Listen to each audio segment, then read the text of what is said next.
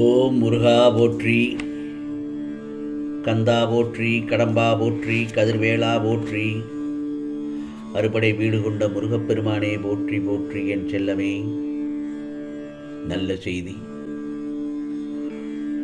இந்த முருகப்பெருமான் உன்னிடம் சொல்ல அதை நீ கேட்டுத்தான் ஆக வேண்டும்.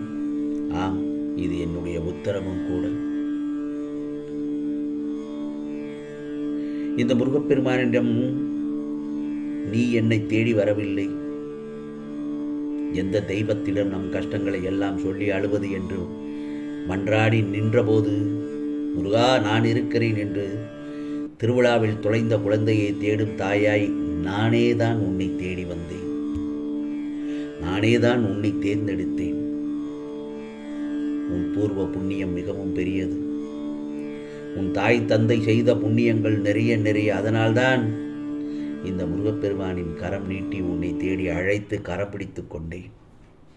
ஆகவே இந்த முருகப்பெருமான் உன்னோடு இருக்கும்போது நீ எதற்காகவும் கலங்கக்கூடாது. உனக்கு வேண்டியதை நான் செய்வேன். நிச்சயமாக நீ வேண்டியது கிடைக்கும். அதுவும் எப்பொழுது? உனக்கு வேண்டிய நேரத்தில், தகுந்த நேரத்தில் நிச்சயமாக உன் கரங்களில் சேர்ப்பேன். இந்நேரமும் யாருக்காக இருந்தாலும் பிரார்த்தனையில் மட்டும் ஈடுபட்டு எல்லோருடைய மனமும் சந்தோஷமாக இருக்க பிரார்த்தனை செய்கிறாய் அல்லவா? உனக்கு மட்டும் வேண்டிக் கொள்ளாமல் என்னை சுற்றி உள்ளவர்களும் என் குடும்பத்தாரும் இந்த உலகமும் நன்றாக இருக்க வேண்டும் என்று பிரார்த்தனை செய்யும் உன் உள்ளத்திற்கு, நல்ல உள்ளத்திற்கு நிச்சயமாக உனக்கு நல்லதை செய்வேன் இந்த முருகப்பெருமான். நிச்சயமாக முருகா சரணம், முருகா சரணம் என்று என் நாமத்தை சொல்லிக்கொண்டே இருந்தால் நிச்சயமாக உன் வாழ்க்கையில் எப்பவும் நீ மகிழ்ச்சியாகத்தான் இருப்பாய். என் நாமத்தை சொல்லி என் பாதத்தையும் பணிந்தால் சந்தோஷமான செய்தி உன் செவிகளில் கேட்கும் என் செல்லமே. இப்போது உன் வாழ்க்கையில் ஒரு மடங்கு கஷ்டப்படுகிறாய் என்றால் உன் எதிர்காலத்தில் 2 மடங்கான சந்தோஷம் உனக்காக காத்து கொண்டிருக்கிறது என்றுதான் அர்த்தம். அந்த சந்தோஷங்களை நீ இனி அனுபவிக்கப் போகிறாய். உனக்கு நிம்மதியான வாழ்க்கை கிடைக்கப் போகிறது. நினைத்த ஒரு வாழ்க்கையை நீ அடையப் போகிறாய். அதற்கு நான் உனக்கு துணையாக இருப்பேன். உன்னுடைய உழைப்புக்கேற்ற பலன் கிடைக்கப் போகிறது. கஷ்ட காலத்தையே கழித்த உனக்கு அதற்கான பிரதிபலன் 2 மடங்காக நல்லதொரு வெற்றி வாய்ப்பு கிடைக்கப் போகிறது. அதை அனுபவித்து சந்தோஷமாக இரு. அப்படித்தான் உனக்கு நிம்மதியான வாழ்வு உனக்கு கிடைக்கும். போதும், இதுவரை நீ கஷ்டப்பட்ட காலங்களுக்கெல்லாம் நல்லதொரு விடிவு காலம் கிடைக்கப் போகிறது நிச்சயமாக. ஆம் செல்லமே, நான் ஒன்று சொல்லட்டுமா? மிகுந்த கவலையிலும் கஷ்டத்திலும் இருக்கின்ற உன்னை உன்னுடைய விதியிலிருந்து மாற்றப் போகிறேன். கஷ்டங்கள் அனைத்தும் மறைந்து காணாமல் போகப் போகிறது. இனி நீ செய்யக்கூடிய காரியங்கள் அனைத்தும் வெற்றி பெறும். என்னடா இது, எனக்கு மட்டும் வந்த சோதனை, எதை செய்தாலும் தோல்வி, எல்லாவற்றிலும் கஷ்டம் என்று புலம்பிக் கொண்டிருந்தாய் அல்லவா? உன் வாழ்க்கையை வெறுத்து தள்ளிவிட முடியாது. புரிகிறதா? அந்த வாழ்க்கையை வாழ்ந்துதான் ஆக வேண்டும். கொஞ்சம் பொறுமையோடு வாழ்ந்துதான் ஆக வேண்டும். முருகா முருகா என்று என் நாமத்தை நேரம் கிடைக்கும் போதெல்லாம் சொல்லிக்கொண்டே இரு. எல்லா பாவங்களில் இருந்தும் நீ சீக்கிரம் விடுபடுவாய். அதற்கு பிறகு நீ மிகச்சிறந்த பாக்கியசாலியாகி விடுவாய். என் செல்ல பிள்ளையாகவும் ஆகிவிடுவாய். அதற்கான ஆரம்பத்தை இப்போதே துவைக்கிவிடு. நல்ல எண்ணங்களுடன் இருந்தால் நல்ல செயல்கள் உனக்கு நடக்க தொடங்கிவிடும். உனக்கு இக்கணமே சரியான வாழ்க்கை ஆரம்பிக்க தொடங்கிவிடும். என் செல்லமே, கவலைப்படாதே. நீ செய்யும் நல்ல காரியங்களை நல்லது பெறச் செய்கிறது. உன் செய்கையின் மூலம் நான் அறிந்ததோ பல. இனி பார், உனக்கு அதிர்ஷ்ட காற்று வீசத் தொடங்கிவிட்டது. இனி ஒவ்வொன்றாக நடக்கப் போகிறது என் செல்லமே. நீ கடந்த காலத்தில் நடந்த விஷயம் பற்றி கவலைப்படக்கூடாது. எதிர்காலத்தில் நடக்கப் போகும் விஷயங்களை பற்றியும் யோசிக்கக்கூடாது.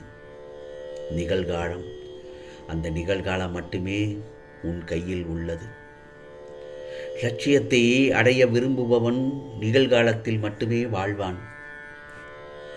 வந்த வாசமோ துன்பத்திற்கு முக்கிய காரணம். இன்பமாக வாழ வேண்டும் என்றால் பற்றற்ற நிலையில் இருக்கணும். எவன் ஒருவன் எதிர்காலத்தை சந்திக்க இருக்கிறானோ, கிடைக்கும் சந்தர்ப்பத்தை சரியாக பயன்படுத்திக் கொள்கிறானோ, அவன் எப்போதும் மகிழ்ச்சியாக இருப்பான். வெறும் அதிர்ஷ்டத்தை நம்புபவன் அழிந்து போவான்.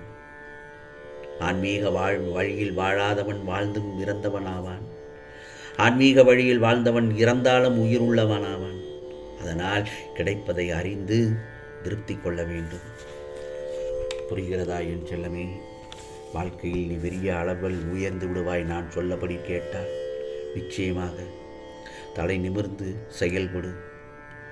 சந்தோஷமாக இரு.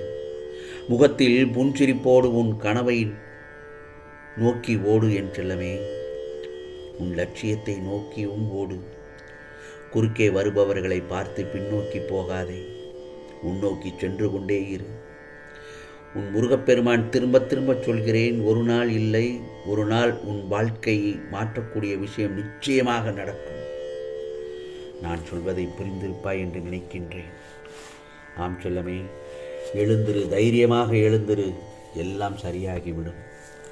இதோ உன் பிரச்சனைகள் எல்லாம் முடிந்து விட்டது என்று சந்தோஷப்படு. நீ இழந்த அனைத்தும் உன்னிடம் வந்து சேரப்போகிறது என்று சந்தோஷப்படு. நீ விதைத்த நல்ல செயல்கள் விதைகள் விருட்சமாக வளர வேண்டிய நேரம் வந்துவிட்டது. அது கனி கொடுக்கும் காலம் மிக அருகில் வந்துவிட்டது. அதை நீ ருசிக்க தயாராக இரு. இதோ இந்த முருகப்பெருமான் உனக்கு நிறைய வாய்ப்புகள் வர காத்திருக்கிறது. அந்த வாய்ப்புகளை தவறவிடாமல் நிராகரிக்காமல் பெற்றுக்கொள். உன்னிடத்தில் இருக்கும் திறமையை வெளிக்கொண்டு வா. நிச்சயமாக உனக்கு நிறைய வாய்ப்புகள் வர காலங்களும் நெருங்கி வந்துவிட்டது.